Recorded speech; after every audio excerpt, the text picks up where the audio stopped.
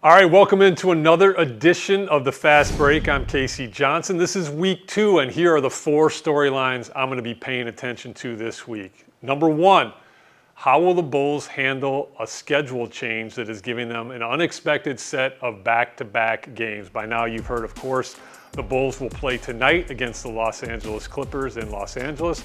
They played last night in Portland against the Trailblazers. This back-to-back originally was not on the schedule. Obviously, the Clippers and the Lakers have had their worlds turned upside down with the horrible wildfires out in the LA area.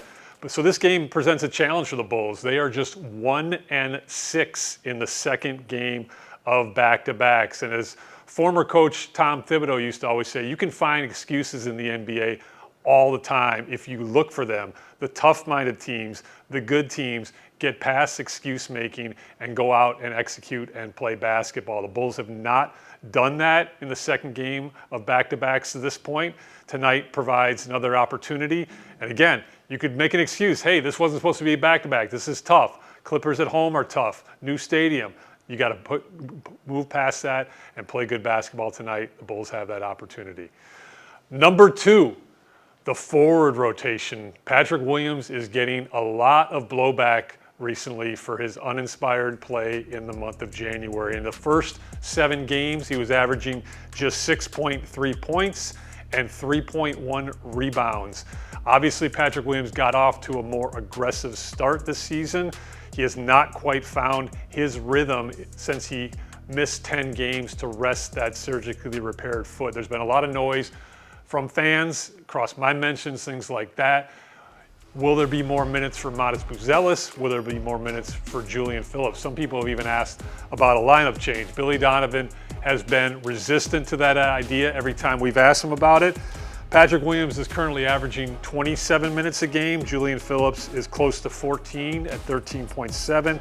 Modest Buzelis is close to 13 at 12.9. Billy Donovan has been talking about this storyline since the start of training camp. He talked about how much he would have to juggle the forward rotation. All 3 of these guys are development projects still. You can say Patrick Williams is in year 5, but he's essentially missed 2 full NBA seasons to season-ending surgeries. So he's still in the development phase as well. Billy Donovan has talked about this juggling act since training camp. It continues. I actually think Billy Donovan and his coaching staff have done a pretty good job trying to juggle all 3.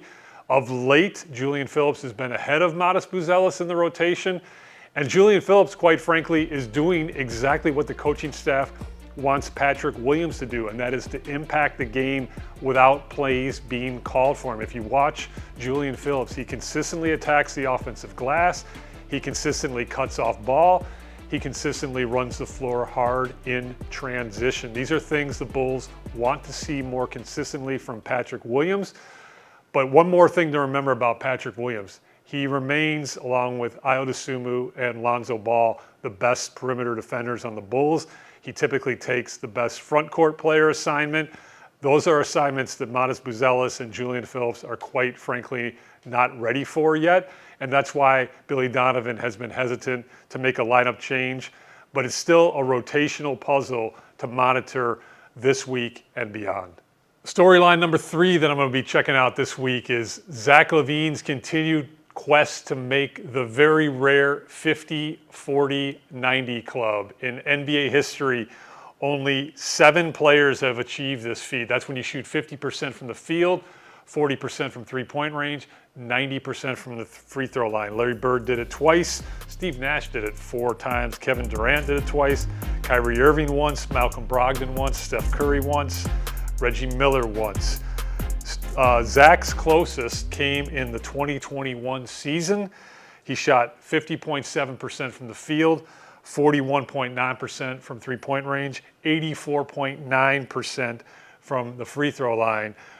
That's crazy because think about that. Zach did the 2 harder ones, field goal and three-point range, but didn't make the 90% free throw range. In fact, his career high is 85.3 from the line, and he's actually struggling this year. He's at just over 80% late at the midway point of the season, and I was joking with Zach in the locker room recently because we were having some fun about how he doesn't get a lot of calls at the line, and I said, but would it matter if you went to the line more the way you're shooting those free throws? And he definitely laughed at that. That's the kind of relationship I have with Zach. But, you know, at the midway point, think about this. Zach is shooting a career high 51.6% from field goal range, 45.5% from three-point range, which is just insane, on 7.1 attempts per game. But like I said, at the halfway point, he was shooting just 80.7% from the free throw line. And to put this in perspective, he would need to make 225 out of 235 free throws to get to about where he usually shoots in terms of his free throw attempts per season to make the 90% club. So it's probably not going to happen again, but that still does not take away from the fact Zach LaVine is having an elite shooting season. All right, storyline number 4. I said last week, this can be a storyline every week until the NBA trade deadline on February 6th. It probably will, and it is again this week. You continue to hear, obviously, rumors, names, discussions. I'll just say this. The Bulls are open for business. I know I keep using that phrasing, but that's just the reality of it. They would love to have made deals already like the Brooklyn Nets were able to do with Dorian Finney-Smith and Dennis Schroeder.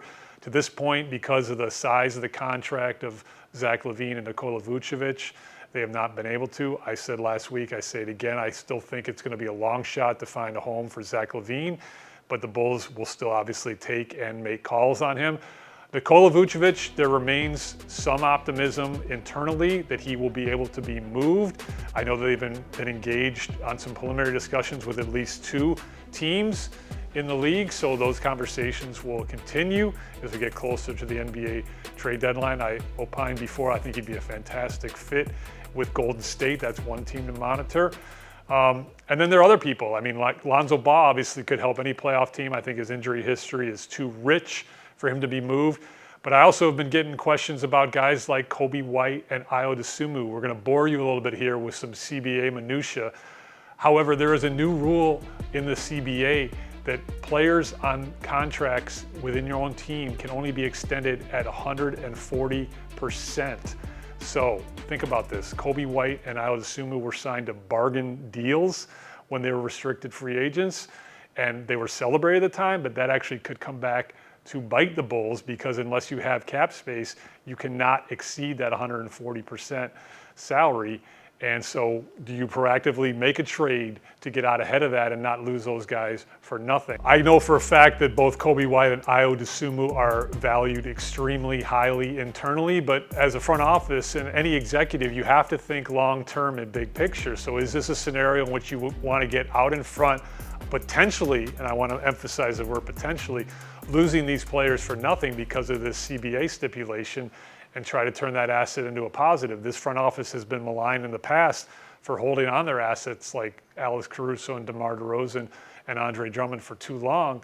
So that's, again, a calculus you have to weigh when you're thinking long-term big picture. You're going to continue to hear names, rumors, chatter, anywhere throughout the league. You're going to hear it on our pregame show, postgame show, the CHSN broadcast, and right here on the Fast Break, which wraps up episode 2. We'll catch you next time.